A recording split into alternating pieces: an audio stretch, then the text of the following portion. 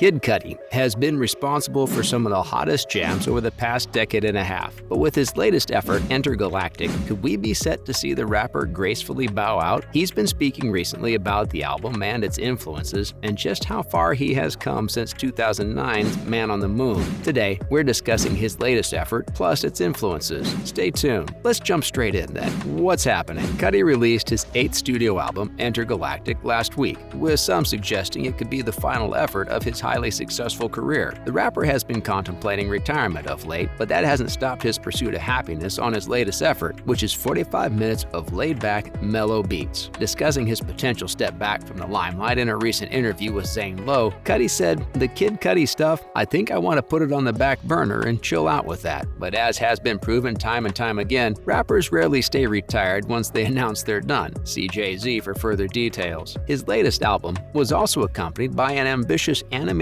music special and gives us a better insight into the mind of one of hip-hop's most imaginative characters. Entergalactic is, of course, a nod to Entergalactic Love Connection Part 1 from his debut album and continues Cudi's quest for self-healing. The album and animated shows are an interesting look at how the artist is no longer acquiescing to the whims of society and forging ahead with exactly what he wants to do. This will ultimately aid him in his goal of finding true happiness. I mean, you just have to look at some of the names attached to the 92-minute visual to see how much Cudi's work is respected these days. So who is in the animated film then? Well, the film follows Jabari and his love interest Meadow, played by Cudi himself and Jessica Williams, as they are thrown together in the hectic Manhattan neighborhood they both reside in. Created by Kenya Barris, who also lists BlackAF and BlackAF amongst his credits, the show also boasts a bona fide acting superstar in the form of Call Me By Your Name star Timothée Chalamet. Also making an appearance are Vanessa Hudgens, Harrier, and another musical star, Ty Dolla Sign. The show is supposed to accompany the album as a sort of visual retelling of Cudi's 8th album, and speaking about the whole premise recently, he said, "Never in my wildest dreams did I feel like I would revisit that song in any type of way. It was something that I recorded years ago, sort of as a simple love song, but it was nice to expand upon its ideas and take it to other places, adding in characters and other storylines to see where it could go." Have you guys checked the album and accompanying animation out yet? Let us know what your thoughts are below. Let's discuss some of the film's influences then. Stay tuned. Well, it's no secret that Cudi and the late great streetwear icon Virgil Abloh were close, and his influence is all over this project. On what would have been his birthday, September 30th, Cudi decided to drop his latest offering, and you can also see his fingerprints all across the animated film. The pair last teamed up in 2020, with Abloh designing a t-shirt commemorating the rapper's Leaders of the Delinquents track. Speaking about Abloh's influence, Cudi said recently, "Virgil has been a real huge inspiration for me. He's always been that big bro that I admired, and when it came time to do Entergalactic, I knew that in order for us to have the freshness, the freshest level that I wanted, I had to hire someone who was just focused on wardrobe." Of course, Abloh served as a costume designer before his untimely death last year, but the project also includes nods to KAWS, a fashion brand known to be close to his heart, as they designed his first complex cover, as well as the Marvel movie Spider-Man Into the Spider-Verse. Can you see Abloh's influence on Cudi's latest work? Next up, Entergalactic director Fletcher Moules has been on. Moules recently took some time out to discuss Cudi's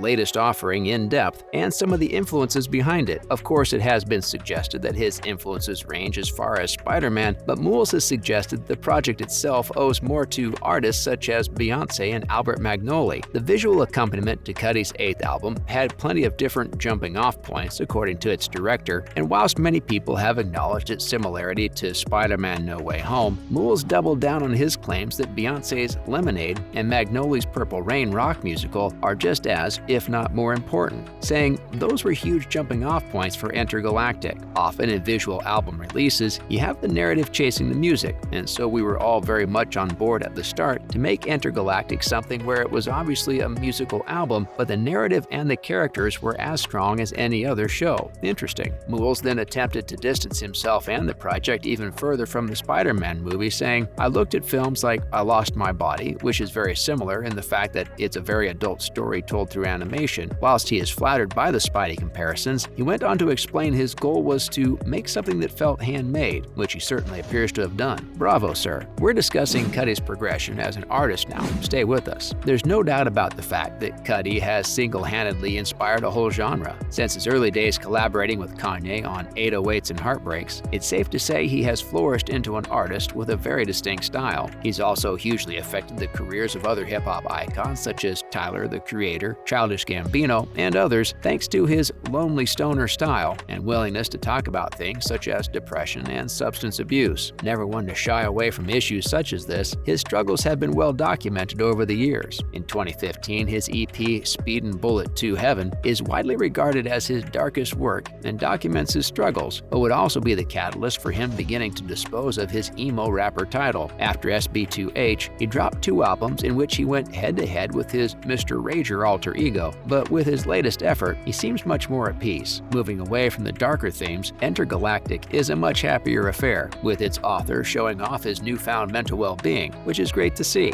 and hear. Ty Dolla Sign, Don Toliver, and 2 Chainz add to the album's all-around friendly nature, and with Cudi finally in a place of mental stability, we certainly hope this isn't the last we hear from him. Who is your favorite artist right now? Next up, news of Cudi's album projection. As the first week of Entergalactic's release draws to a close, the projections are in, and it's not particularly great reading for the Cleveland native, as the album is set to become Cudi's second lowest debut after Speedin' Bullet to Heaven. It is thought the album will still debut at number 13, however, with 22,000 album units, which include 1,800 in album sales. Whilst word of Cudi's more relaxed effort could easily spread, the album and streaming numbers won't be any cause for excitement in the Cudi household this weekend. But considering his newfound mental state, you surely won't let something as trivial as mere album sales mess with him, right? And finally, news of a song dedicated to a sports star on the album. Scott Mescudi, aka Kid Cudi, is a proud Ohio native and as such is known to be one half of a budding bromance with Bengals QB Joe Burrow, although the origin of the friendship isn't quite clear considering Cudi is known to follow the Cleveland Browns. The pair have struck up an unlikely friendship of late, and after the Bengals' disappointing loss to the Rams at the Super Bowl back in February, Burrow even selected some songs on Cudi's playlist at the afterparty, which would have put a silver lining on an otherwise dour affair for Cudi. And the duo have further expressed how tight they are after Kid Cudi named a track after the QB on his latest album. Can you guess which one it is? Yes, that's right, track 15 is entitled Burrow. Of course, what gave it away? News of the track listing made its way to Burrow earlier this week. We're sure he was well aware beforehand anyway, to which he commented, "I have heard the song, it's exciting isn't it? It's pretty cool." He texted me and told me, "Awesome." Burrow has admitted to listening to Cudi's music as a youngster, and his latest news will solidify their bond even further. What do you guys make of the track name? As usual, thanks for dropping in on us today, and remember to join us again next time when we will be discussing all sorts of other cool bits and pieces. And don't forget to subscribe to our channel so you don't miss out on more great content in the future.